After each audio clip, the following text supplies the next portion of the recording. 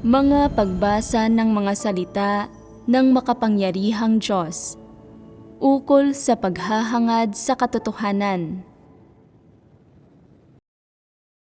Paano hangarin ang katotohanan? 16. Katatalakay lang natin tungkol sa kakayahang makilatis ang tama sa mali sa pagkatao ng mga tao. Ibig sabihin, kung matutukoy ba ng mga tao ang mga positibong bagay at mga negatibong bagay. Kakaunti ang mga taong may kakayahan sa pagkilatis na ito, subalit sa kanilang mga buhay, madalas na kapwa nakakasalamuha ng mga tao ang mga positibo at negatibong bagay. Halimbawa, ang mga normal na damdamin ng mga tao, kagalakan, galit, kalungkutan, kaligayahan, ay mga positibo o negatibong bagay ba? Mga positibong bagay. Paano naman ang paghihimagsik ng mga tao laban sa Diyos? Positibo o negatibong bagay ba iyon? At paano naman ang maluluhong pagnanais na inuukol ng mga tao sa Diyos? Mga positibo o negatibong bagay ba ang mga iyon? Mga negatibong bagay. Sa kanilang pang-araw-araw na buhay, ang mga tao ay talagang walang kamalayan pagdating sa marami sa mga bagay na nakakasalamuha nila. Ang ilang positibong bagay ay palaging kasama ng mga tao sa kanilang buhay at pag-iral. Gumaganap ang mga ito ng napakahalagang papel sa kanilang buhay. At ang positibong epekto ng mga ito sa pananatiling buhay ng tao ay hindi mapapalitan ng epekto ng anumang negatibong bagay.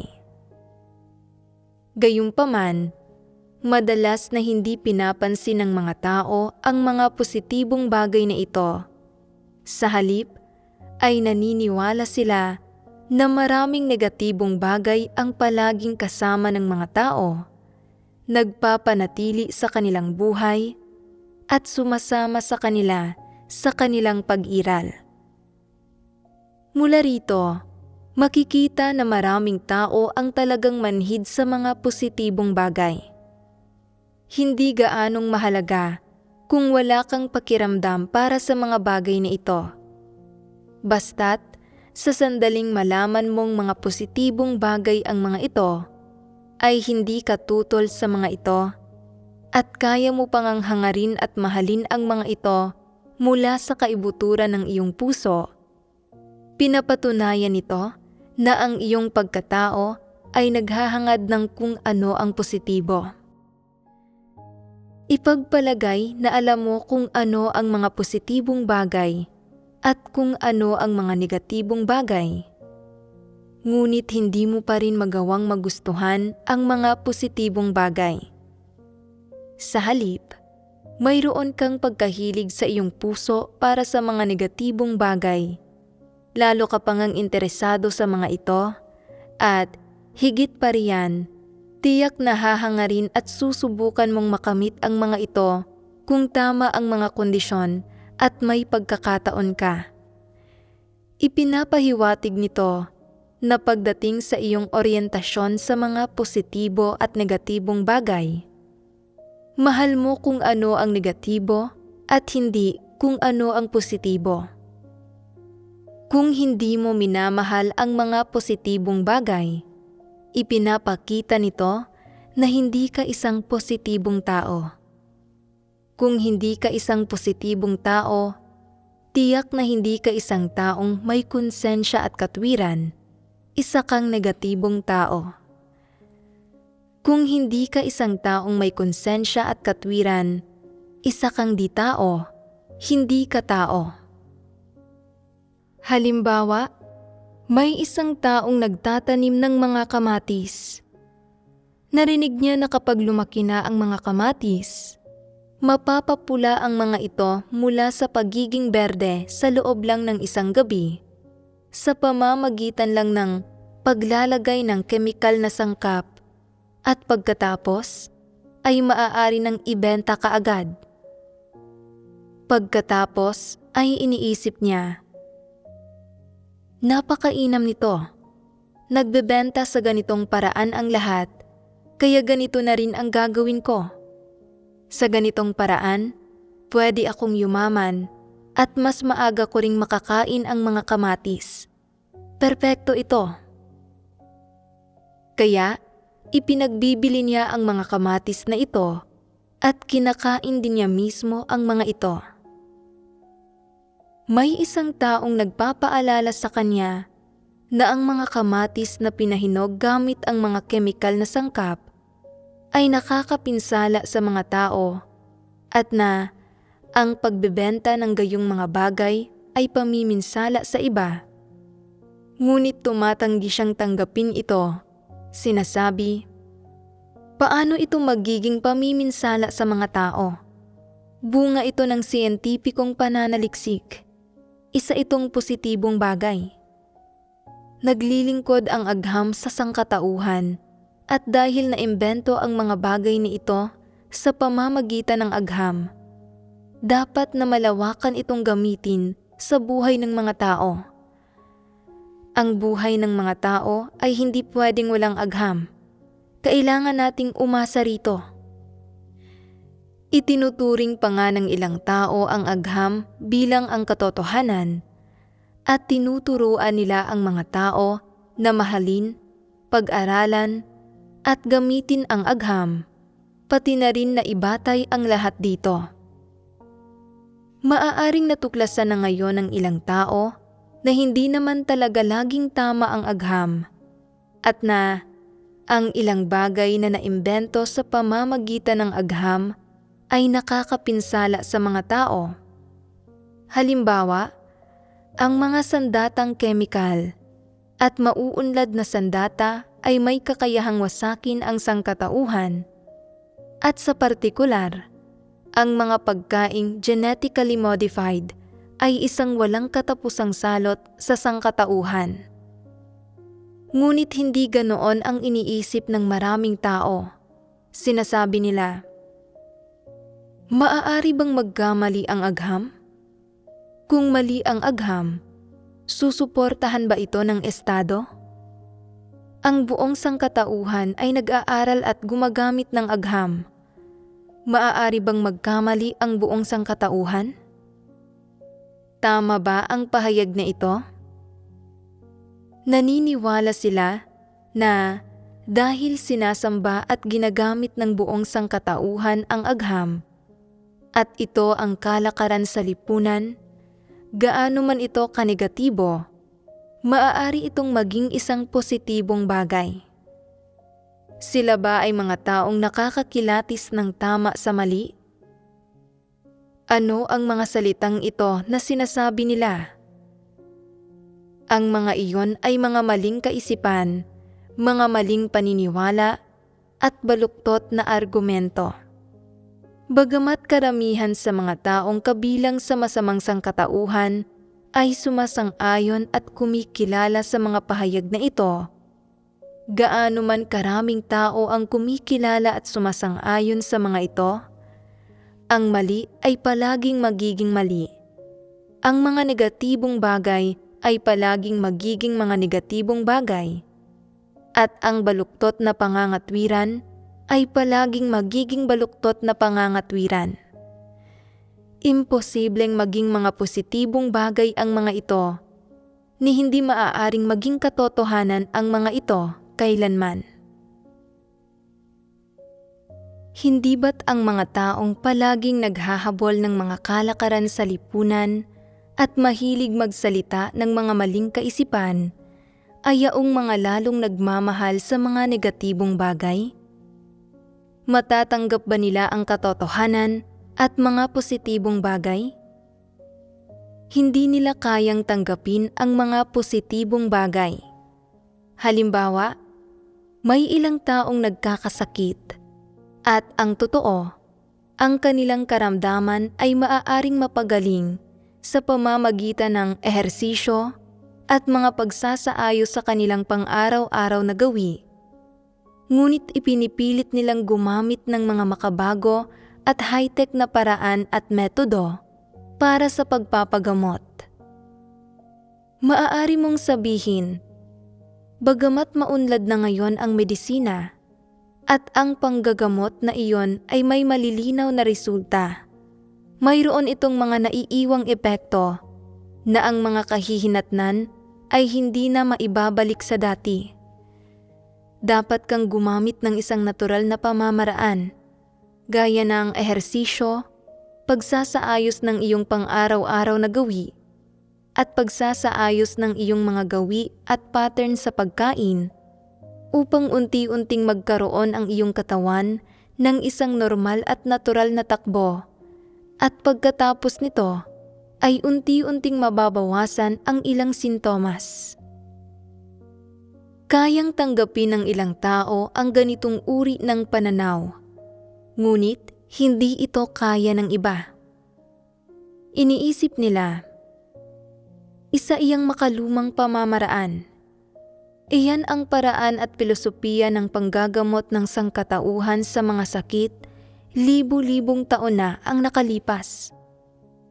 Ang ideya na ang pagaling ay 30% gamutan at 70% pamamahinga ay hindi na epektibo ngayon.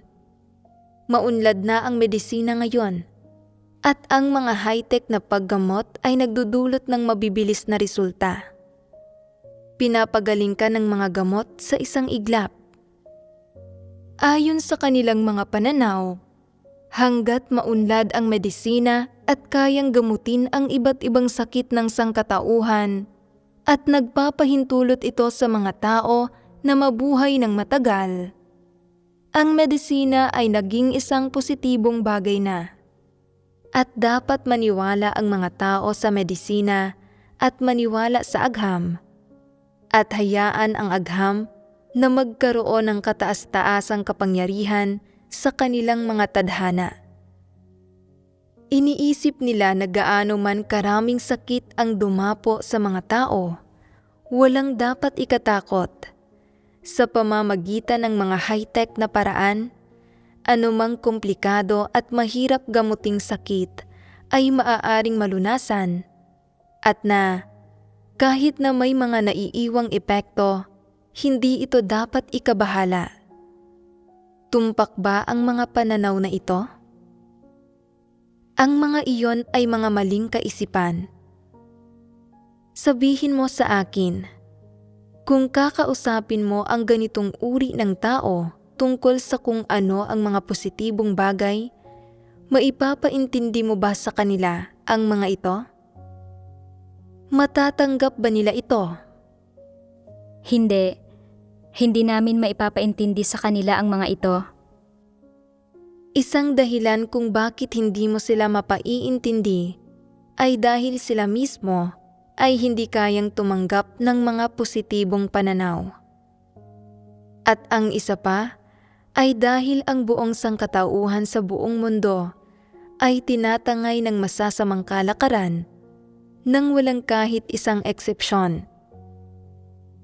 Bagamat nananampalataya sila sa Diyos, sa kaibuturan ng kanilang puso, hindi nila tinatanggap ang katotohanan, hindi nila tinatanggap ang mga positibong bagay, at hindi nila tinitingnan ang mga tao at mga bagay batay sa mga salita ng Diyos.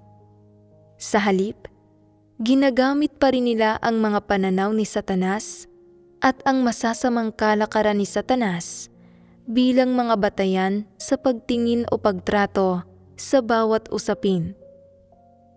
Sa makatwid, bagamat ang ganitong uri ng tao ay maraming taon nang nananampalataya sa Diyos, nakarinig na ng ilang sermon at gumagawa na ng kanilang tungkulin, at sinasabi nilang handa silang tanggapin ang katotohanan, ang mga pananaw nila sa mga bagay-bagay sa totoong buhay ay nananatiling hindi nagbabago, at hindi rin sila nagbago sa kung ano ang pinipili nila sa pagitan ng mga negatibong bagay at mga positibong bagay. Ang mga negatibong bagay na tinanggap nila ay nakaugat na sa kanilang mga puso, at kahit pa alam nilang ang mga bagay na ito ay hindi ang katotohanan, panghahawakan pa rin nila ang mga ito. Lubos nitong ipinapakita na ang tunay na minamahal nila sa kanilang puso ay mga negatibong bagay, hindi ang katotohanan. Kahit na nabasa na nila ang mga salita ng Diyos at nakarinig na sila ng mga sermon tungkol sa katotohanan at nauunawaan nila sa usapin ng doktrina na ang mga salitang ito ay tama at ang katotohanan, ayaw pa rin nilang isuko ang mga negatibong bagay na matagal na nilang tinanggap sa kaibuturan ng kanilang puso, at hindi nila kailanman ginagamit ang mga salita ng Diyos bilang batayan upang makilatis ang mga negatibong bagay. Kapag humaharap sila sa mga partikular na usapin, sa kanilang puso, kumakapit pa rin sila sa kanilang orihinal at maling mga pananaw, at itinuturing pa rin nila ang mga negatibong bagay bilang mga positibong bagay, at ang mga maling pananaw bilang mga tamang pananaw. Pagdating naman sa mga positibong bagay, bagamat hindi nila hayagang sinasabi na ang mga ito ay mga negatibong bagay, sa kanilang puso ay ayaw nilang isuko ang mga negatibong bagay at tanggapin ang mga positibong bagay, dahil pakiramdam nila ay ang mga positibong bagay ay tila napakaliit ng impluwensya at napakakaunting tao ang makakatanggap sa mga ito. Hindi praktikal ang mga ito sa lipunan, isa itong objektibong katunayan. Pinapatunayan nito na wala silang abilidad na makilatis ang tama sa mali sa kanilang puso at na may problema sa kanilang pagkatao. Ang ganitong uri ng tao ay hindi interesado sa mga positibong bagay at madalas na gustong baguhin ang kalikasan, baguhin ang mga batas ng kalikasan para sa pananatiling buhay, baguhin ang mga batas ng pisyolohiya ng tao, at baguhin ang mga batas para sa pananatiling buhay ng tao. Palaging gustong lupigin ang kalikasan at lupigin ang iba't ibang nilalang na may buhay. Halimbawa, palagi nilang pinagninilayan ang mga bagay na tulad nito. Paano natin mabibigyan ang mga aso ng mga gene ng pusa para makahuli ang mga aso ng daga tulad ng ginagawa ng mga pusa? At hindi ba't napakaganda sana kung ang mga pusa ay parehong makakahuli ng daga at makakapagbantay ng bahay tulad ng mga aso? Kung ang mga inahing manok ay parehong mangingitlog at makakatilaok, kailangan lang nating mag-alaga ng mga inahing manok. Napakaganda niyon. Nakikita mo, palagi silang nag-iisip-isip ng mga hindi wastong bagay. Kung ito ay isang taong nakakakilatis ng tama sa mali, iisipin niya, napakaganda ng mga hayop na nilikha ng Diyos. Tumitilaok ang mga tandang at sinasamahan ang mga inahing manok, at nangingitlog ang mga inahing manok at nagpapapisa ng mga sisiw, at parehong makakain ng mga tao ang karne ng mga tandang at inahing manok. Napoprotektahan ng mga aso ang tahanan at sinasamahan ang kanilang mga amo, at nakakahuli ng mga daga ang mga pusa, at kung minsan ay maaari din silang maging hindi kapansin-pansing mga miyembro ng pamilya. Napakaganda ng lahat ng ito. Bawat isa ay may sarili nitong silbi. Mabuti ang lahat ng nilikha ng Diyos. Ngunit yaong mga hindi nakakaunawa sa mga positibong bagay ay gumagamit ng mga pananaw ni Satanas upang itanggi at kondenahin ang mga ito, At susubukan pa nga nila, batay sa mga pananaw ni Satanas, na baguhin ang mga batas sa pananatiling buhay ng iba't ibang nilalang, na baguhin ang iba't ibang batas ng kalikasan, at maging baguhin ang mga batas sa pananatiling buhay ng tao. Lahat ay upang hayaan ang agham na magkaroon ng kapangyarihan. Ang gayong mga tao ay tiyak na walang normal na pagkatao. Ang kanilang pagkatao ay walang katangian ng kakayahan na makakilatis ng tama sa mali. Dagdag pa rito, hindi nila alam kung paano pamahalaan ang kanilang buhay ayon sa mga likas na batas, at palagi nilang gustong gawin ang mga bagay-bagay ayon sa kalooban ng tao, gamit ang mga teknolohikal na paraan o artipisyal na pamamaraan upang baguhin ang mga normal na batas ng pisikal na buhay. Halimbawa, kailangan ng isang normal na tao ng 7 o 8 oras ng pahinga sa isang araw upang mapuno ng lakas at kayaning maitaguyod ang isang araw ng pamumuhay at pagtatrabaho. Ngunit ang ganitong uri ng tao ay nagbubulay-bulay. Hindi ba't napakaganda sana kung ang mga tao ay maaaring mamuhay at magtrabaho ng normal sa bawat araw nang hindi kinakailangang matulog o kumain? Anong mga high-tech na paraan kaya ang magagamit para makamit ito? Ang mga katawa-tawa at kakatuwang ideya ay maaaring basta na lang sumulpot sa kanilang isipan. Hindi nila pinagbubulayan kung paano umangkop at sumunod sa mga batas na ito mula sa perspektiba ng normal na pagkatao, at sa gayon ay wastong harapin ang iba't ibang pangangailangan at isyu ng laman. Kundi sa halip, ay palagi nilang gustong baguhin ang mga batas na ito upang maging iba sa mga ordinaryong tao, upang malampasan ang kanilang mga pisikal na instinto, at upang hindi makontrol o mapigilan ng kanilang laman. Hindi ba't nakakatakot ito? Palagi nilang gustong mamukod-tangi sa karamihan. Ang iba ay natutulog ng 8 oras sa isang araw, ngunit gusto nilang matulog ng 10 minuto lamang, o sa pinakamahaba ay 1 o 2 oras, at magkaroon pa rin ng sapat na lakas para sa buong araw. Ito ay isang bagay na hindi kayang makamit ng mga normal na tao. Ang mga likas na batas ng katawan ng tao ay naitakda na sa ilalim ng pag-orde ng Diyos.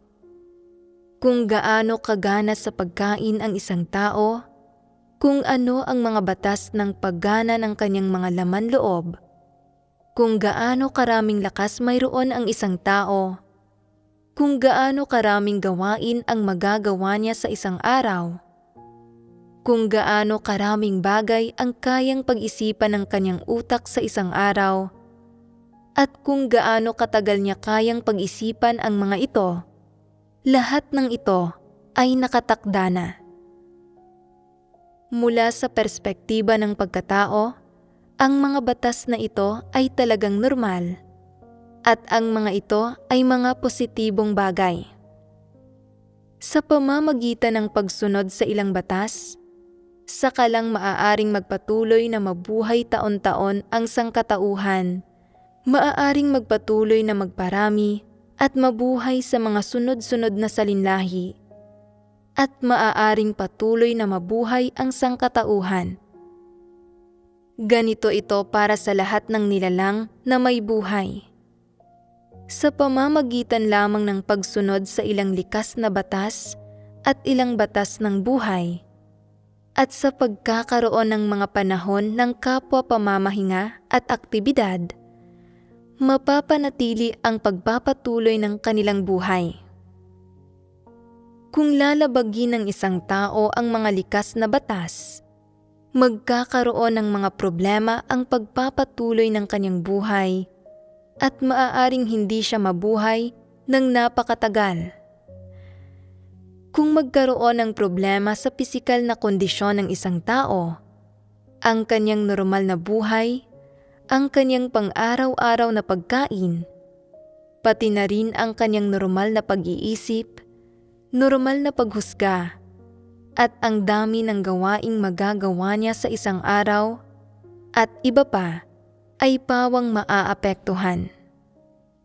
Sa makatwid, pinoprotektahan ng mga likas na batas ng sangkatauhan ang normal na pananatiling buhay ng sangkatauhan. Ang mga ito ay mga positibong bagay at hindi dapat hamakin ng mga tao at hindi rin dapat maging tutol ang mga tao sa mga ito. Sa halip, dapat nilang igalang at sundin ang mga ito. Ang mga di-tao na kay Satanas ay palaging naiisip, ang pagsunod sa mga likas na batas na ito ng sangkatauhan ay nagpapamukha sa mga tao na lubos na walang kakayahan at walang silbi. Palagi tayong nililimitahan ng mga likas na batas na ito. Kapag pagod ka, kailangan mong matulog. Kapag gutom ka, kailangan mong kumain. Kung hindi mo gagawin ang mga bagay na ito, hindi makakasabay ang isip mo sa iyong bibig. Magsisimulang manginig ang iyong mga kamay. Magsisimulang kumabog ang iyong puso at manghihina ang iyong mga binti at hindi ka makakatayo ng matatag. Napaka-problematiko nito. Isipin mo na lang, paano kung pwedeng uminom ka lang ng gamot at mamuhay ng normal? O kung pwede kang mapuno ng lakas kahit hindi nagpapahinga ng ilang araw, nagagawin kang mas kahanga-hanga pa kaysa sa isang robot? O isipin mo na kapag gutom ka, pwedeng pindutin mo lang ang isang partikular na acupoint at agad na hindi makaramdam ng gutom? O isipin mo, paano kung hindi ka kumain ng ilang araw at maayos ka pa rin, na hindi nangangayayat ang iyong laman, hindi nababawasan ang iyong lakas, at normal at malusog pa rin ang iyong katawan? Napakaganda niyon. Palaging gustong baguhin ng mga tao ang mga likas na batas na ito. Hindi ba't ito ay pagtanggi at pagsalungat sa mga positibong bagay? Tinitiyak ng pag-iral ng mga positibong bagay na ito ang normal na pag-iral ng sangkatauhan at pinapanatili nito ang normal na buhay ng sangkatauhan.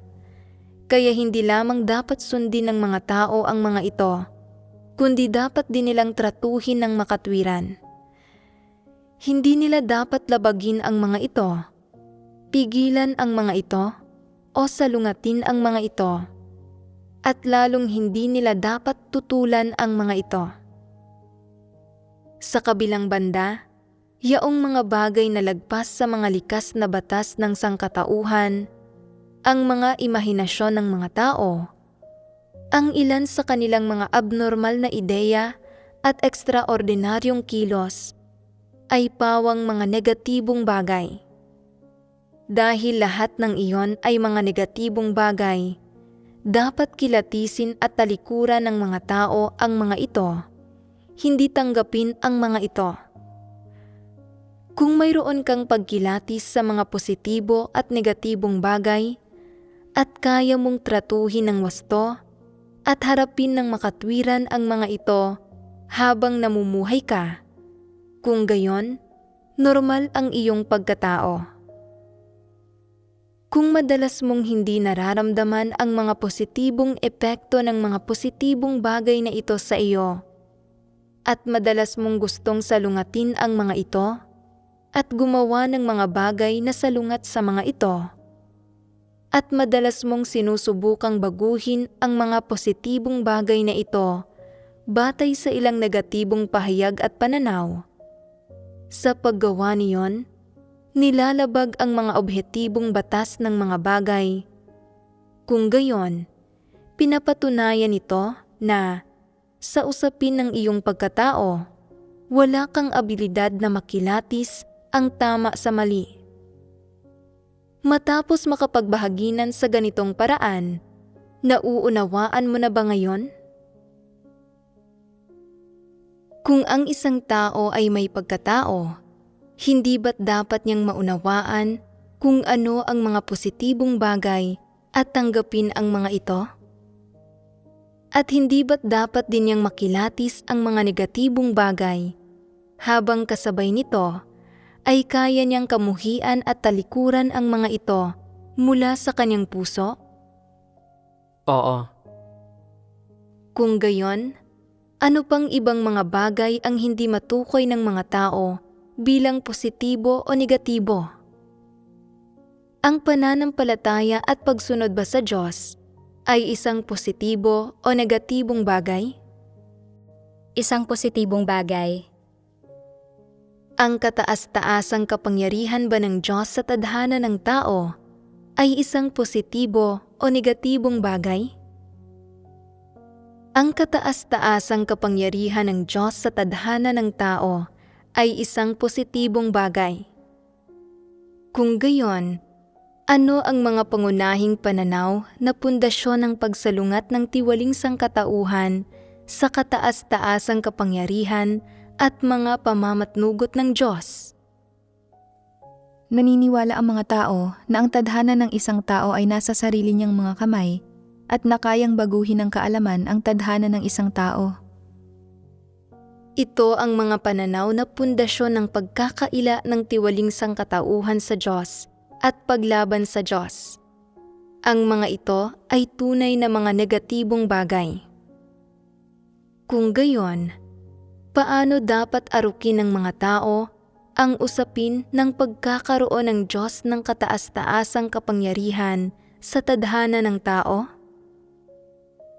Ang ilang tao, bagamat bilang usapin ng doktrina, ay kinikilala nila na ang pahayag na ang Diyos ay may kataas-taasang kapangyarihan sa tadhana ng tao ay tama at isang positibong bagay, ay naniniwala pa rin sa kanilang puso na kayang baguhin ng sariling pagsisikap ng tao ang kanyang tadhana, na ang kanyang tadhana ay maaaring nasa kanyang sariling mga kamay at nasa kanya ang huling pasya. Pakiramdam nila, kung hindi sila mag-aaral ng mabuti at magsisikap, hindi sila makakapasok sa isang magandang unibersidad at hindi magkakaroon ng magandang trabaho, magandang kinabukasan o magagandang kondisyon sa pamumuhay. Sila ba ang uri ng mga taong nakakakilatis ng tama sa mali? Pagkatapos mabuhay ng 20 o 30 taon, hindi pa rin nila alam kung ano ang kahulugan ng pahayag na ang Diyos ay may kataas-taasang kapangyarihan sa tadhana ng tao. Maraming taon na silang nananampalataya sa Diyos, ngunit iniisip pa rin nila na ang kanilang tadhana ay nasa kanilang sariling mga kamay, na kayang baguhin ng kaalaman ang kanilang tadhana, at na kung gusto nila ng isang magandang destinasyon at magtamasa ng magagandang bagay at mamuhay ng magandang buhay, dapat silang umasa sa kanilang sariling pagsisikap. Tulad nga ng sinasabi ng mga walang pananampalataya, kailangan mong itaya ang lahat para manalo. Ito ba ang uri ng taong nakakakilatis ng tama sa mali? Ang isang tao ba na hindi makakilatis ng tama sa mali ay isang tao? Nagtatamasa sila ng magandang buhay, kumakain at nagdadamit ng maayos, at lubos na iginagalang ng iba sa lipunan, at pakiramdam nila na ang buhay na mayroon sila ngayon ay pawang dahil sa kanilang sariling pagsisikap. Sa makatwid, naniniwala sila na ang pahayag na kailangan mong itaya ang lahat para manalo at ang tadhana ng tao ay nakasalalay sa kanyang sarili, hindi sa iba, ay totoo at isang tamang pananaw. Isa ba itong pagpapamalas ng normal na pagkatao? Bago magkaroon ng kaalaman ang mga tao, hindi nila nauunawaan ang mga bagay na ito. Ngunit sa sandaling magtamo na sila ng kaunting kaalaman, lubusan nilang itinatanggi ang pahayag na ang Diyos ay may kataas-taasang kapangyarihan sa tadhana ng sangkatauhan at sa halip ay iniisip ang tadhana ng isang tao ay nasa kanyang kamay. Kayang lumikha ng isang tao ng kaligayahan gamit ang sarili niyang mga kamay. Ito ba ang uri ng taong nakakakilatis ng tama sa mali? Hindi. Kung gayon, anong uri ng nilalang ang gayong tao? Hindi ba't wala siyang pagkatao? Ang gayong tao ay isang taong walang konsensya at katwiran, at ang isang taong walang konsensya at katwiran ay hindi makakakilatis ng tama sa mali. Kahit na tunay na niyang naranasan ang mga katunayan ng buhay, hindi pa rin niya tunay na maaarok kung ano ang mga positibong bagay, ni tunay na mapapahalagahan kung ano ang diwa ng mga positibong bagay. Ipinapakita nito na hindi niya kayang makilatis ang tama sa mali. Ang gayong tao ay walang pagkatao. Siya ay talagang hindi isang tao. Mayroon ding ilang tao na kayang bumigkas ng doktrina na magsabing, ang mga batas ng lahat ng bagay ay mula sa Diyos. Ang mga ito ay mga positibong bagay. Ang mga ito ay kapaki-pakinabang sa sangkatauhan. At ang mga ito ang dapat sundin ng sangkatauhan. At kung ano rin ang dapat hangarin at pagsumikapan ng sangkatauhan. Ngunit pagkatapos makasalamuha ng ilang high-tech na impormasyon at high-tech na bagay, nagbabago ang kanilang mga pananaw sa mga usaping ito. Magiging anong uri ng mga pananaw ang mga ito? Sinasabi nila, tayong mga mananampalataya sa Diyos ay palaging nagsasalita tungkol sa mga batas ng pamumuhay, mga batas ng lahat ng bagay, at mga batas ng pananatiling buhay ng lahat ng bagay. At iniisip nating ang mga ito ay mga positibong bagay. Napaka-atrasado niyan. Nagpapakita ito ng kawalan ng kaalaman tulad ng pagkakaroon ng makitid na pananaw. Napakaunlad na ng teknolohiya ngayon. Maraming bagay na hindi mo kailangang gawin ng ikaw mismo dahil kayang gawin ng mga teknolohikal na produkto para sa iyo ang mga ito. Iyan ang tinatawag na maunlad. Tingnan mo, umaandar ang ilang sasakyan kahit walang nagmamaneho. Pagkasakay mo sa kotse, itatakda mo ang destinasyon at pagkatapos ay magsasabi ka lang ng isang salita at aandar na ang kotse. Iyan ay tunay na high-tech, labis na kahanga-hanga. Nakabuo na ang sangkatauhan ng maunlad na teknolohiya at tayo ay naging mga Panginoon na ng lahat ng bagay nang walang anumang ginagawa. Kaya, tanging agham lamang ang ganap na katotohanan. Ang mga taong kulang sa edukasyon at kaalaman at hindi nakakaunawa sa agham ay atrasado at walang pinag-aralan. Nagbago na ang pananaw nila, hindi ba? Sa kanilang puso, hindi nila nakilatis ang pagkakaiba sa pagitan ng mga positibo at negatibong bagay.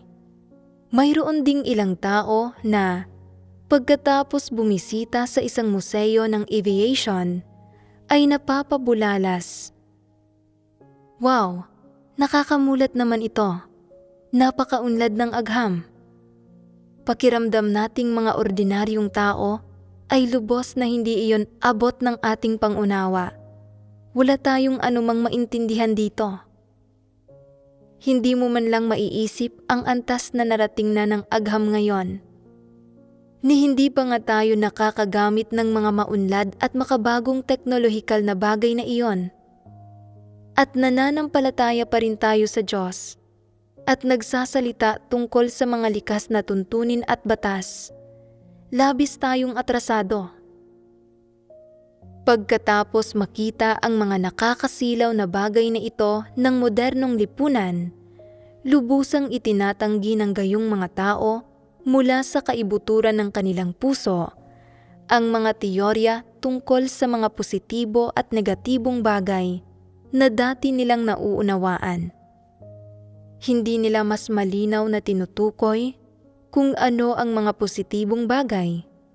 Sa halip, ay naniniwala sila na ang mga positibong bagay ay atrasado at nahuhuli sa modernong teknolohiya at sa modernong takbo ng pag-unlad ng tao. Hindi lang iyan, kundi partikular din nilang sinasang-ayunan at hinahangad ang mga negatibong bagay ni ito. Umaasang maging isa sa mga bumubuo ng moderno at maunlad na teknolohiya.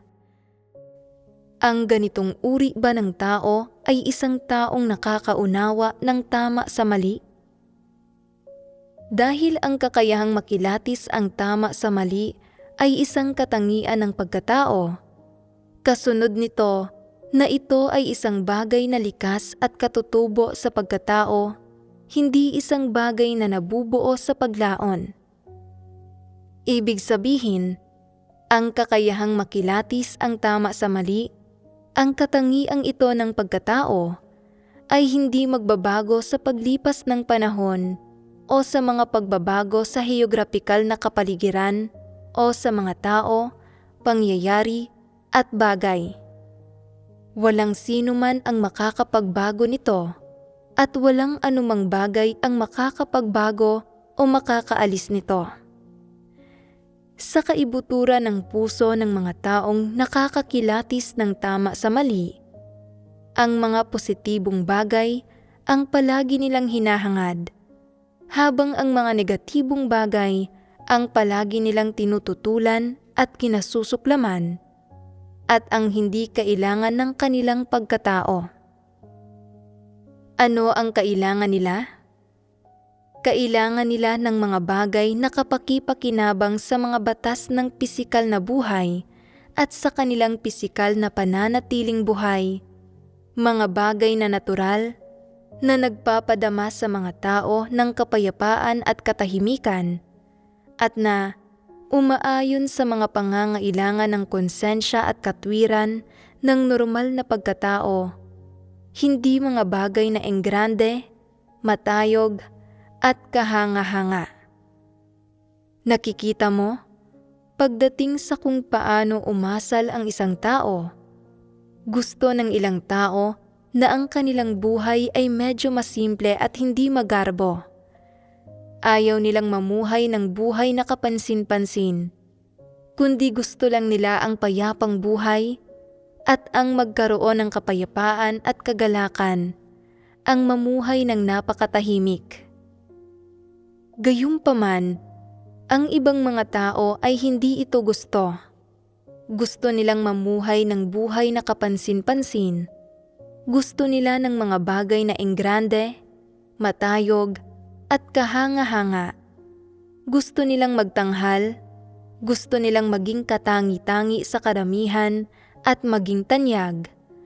At hindi nila gusto ang pagiging simple o pagiging natural. Ipinapakita nito ang pagkakaiba sa pagitan ng pagkatao ng mga tao.